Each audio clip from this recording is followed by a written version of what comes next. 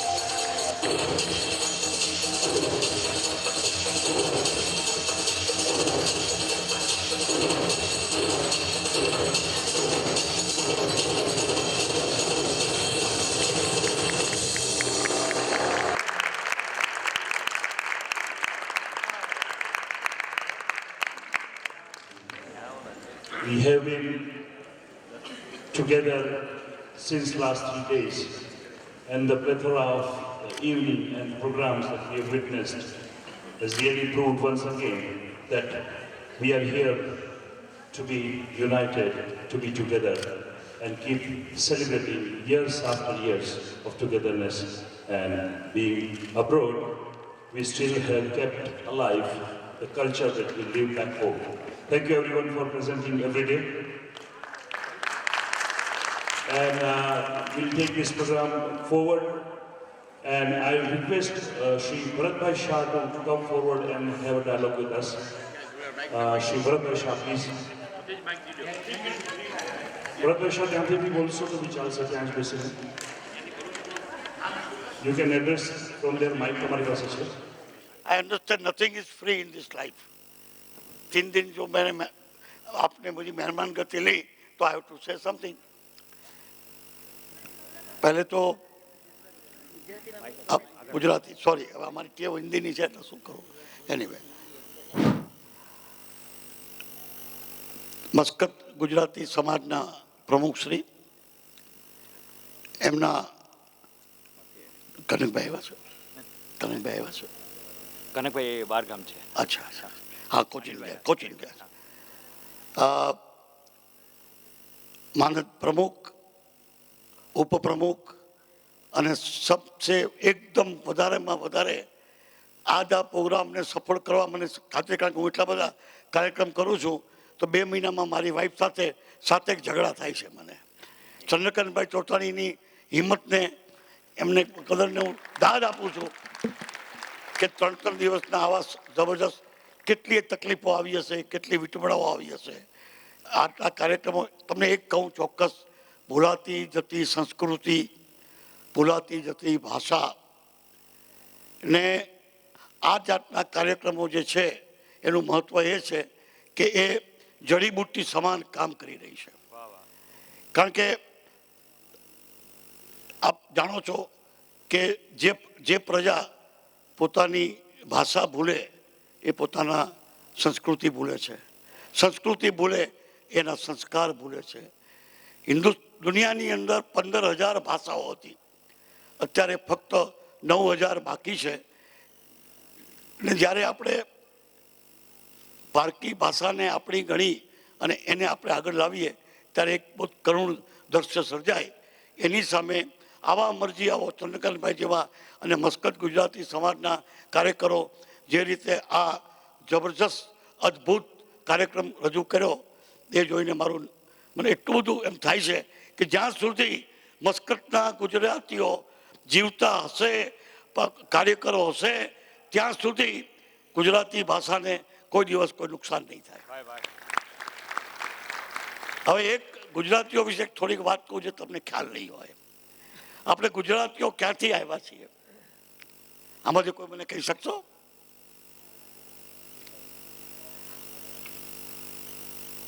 ઈરાનની સામુદ્રધુની કાશ્યપ સમુદ્રની સામુદ્રની પાર એક દેશ છે, એનું નામ હતું ગુર્જિસ્તાન, જેને આજે આપણે જ્યોર્જિયા તરીકે ઓળખીએ છીએ. આપણે ત્યાંથી નીકળ્યા, ઈરાન થઈ, પંજાબ થઈ, આજે પણ પાકિસ્તાન અને પંજાબમાં ગુર્જર કોમ જબરજસ્ત મોટી છે. ગુજરાનવાલા ગામનું નામ છે, જિલ્લાનું નામ છે. ત્યાંથી આપણે આવ્યા. સૌરાષ્ટ્ર હતું, દ્વારકા એની રાજધાની હતી, પણ ગુજરાત આખું ભીલ અને કોળી એનું એ ઓબોર્જિન બધા એ લોકો હતા. આપણે ભીલમાળ અને સીમાળમાં સ્થાપિત થયા પહેલાં, અને ત્યાંથી આપણે બધા ગુજરાતીઓ અહીંયા આવ્યા. એ પહેલાં ગુર્જરનું નામ હતું આનર્ત દેશ, અને છેક કોળી નૃત્ય તમે જાણતો તો ગોવા સુધી છે, એનું નામ હતું મહા આનર્ત. પણ ગુર્જરોએ આવી અને જે રીતે આપણને આખું ગુજરાત વસાવ્યું અને જે રીતે પ્રવૃત્તિ થયા એના માટે હું આખી ગુર્જર કોમ જે છે જ્યોર્જિયાથી આવી અને આપણે અહીંયા વસ્યા છીએ. ઈસવીસન 487ની અંદર જ્યારે હુણ લોકોએ ગુર્જર કોમને બરબાદ કરી ત્યારે એ લોકો ત્યાંથી નીકળ્યા અને આપણે ગુજરાતમાં આવ્યા. એ આપણે ગુર્જરો છીએ અને આપણે આપણી સંસ્કૃતિ જાળવી રાખવાના પૂરતા પ્રયત્નો કરીએ છીએ. એમાં મારી બાજુમાં ઊભેલા અમરજીયાઓ બહુ સખત મહેનત કરી રહ્યા છે. એમને માટે હું આપ સર્વને અને એમને અભિનંદન આપું છું. Thank you Bharatbhai. We are the people who can contribute towards that.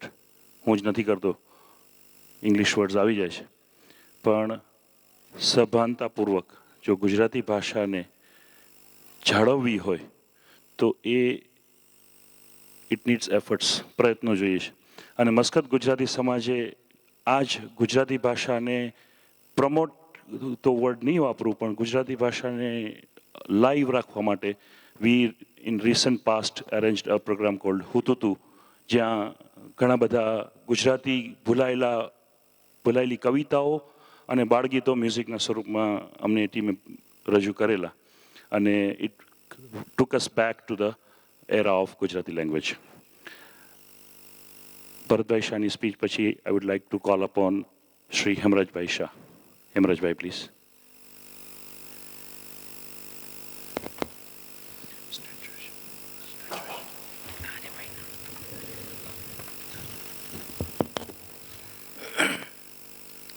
Muscat Gujarati સમાજના સર્વ હોદ્દેદારો, વડીલો, ભાઈઓ અને બહેનો, વિશ્વ ગુજરાતી સમાજના પ્રતિનિધિ તરીકે હું આપની સમક્ષ રજૂ થયો છું. ગુજરાતી ભાષાની વાત કરશું, અહીંના મસ્કતની વાતો છે, એ બધી વાતો થઈ ગઈ. પણ આ 3 દિવસ મસ્કત ગુજરાતી સમાજે જે કાર્યક્રમ યોજ્યો એના વખાણ તો કરતો નથી, પણ જે રીતે એમણે સંચાલન કર્યું, જે રીતે કાર્યક્રમની વ્યવસ્થા કરી, આપણને મહેમાનોને બધાને સાચવ્યા, એ બદલ વિશ્વ ગુજરાતી સમાજ, મસ્કત ગુજરાતી સમાજનો આભાર માને છે. અને સાથે સાથે હું મસ્કત ગુજરાતી સમાજના હોદ્દેદારોને વિનંતી કરીશ કે આપ સ્ટેજ પર આવો. આપ બધાનું વિશ્વ ગુજરાતી સમાજ વતી મારે સન્માન કરવાનું છે. અરવિંદભાઈ આજે અમેરિકા જઈ રહ્યા છે. અરે પ્રભુ, અરે બોલો. વાહ વાહ, ક્યા બાત.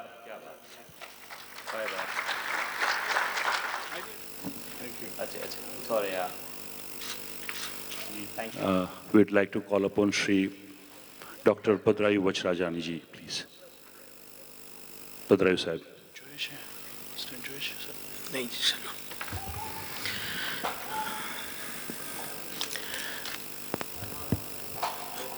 ડે 0 થી ડે 3 સુધી જેમની પાકી ઉપસ્થિતિ છે એવું હું આજે સમાપનના અવસરે આપના વચ્ચે આવ્યો છું. એરપોર્ટ ઉપર ઉતર્યો ત્યારથી કેટલાક લોકો એવું માનતા હતા કે કાજલબેનના ભાઈ લાગે છે, કારણ શરીર સંપત્તિ હસનારા માણસોને ઝાંચી મળતી હોય છે. ગઈકાલ સુધી હું એવું માનતો હતો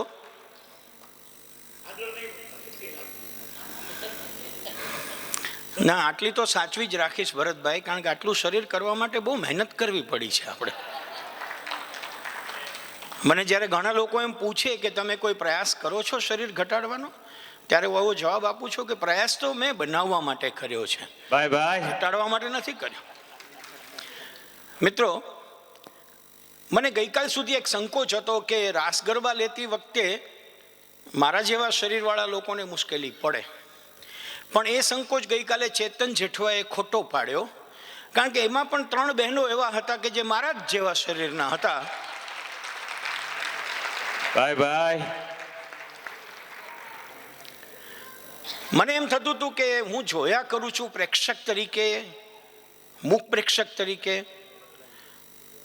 અને મને આજે ચંદ્રકાંતભાઈએ એમ કહ્યું કે તમે પણ થોડી વાત કરો, એટલે હું તમારી સમક્ષ આવ્યો છું. આમ તો આ મસ્કત ગુજરાતી સમાજ * મસ્કત કચ્છી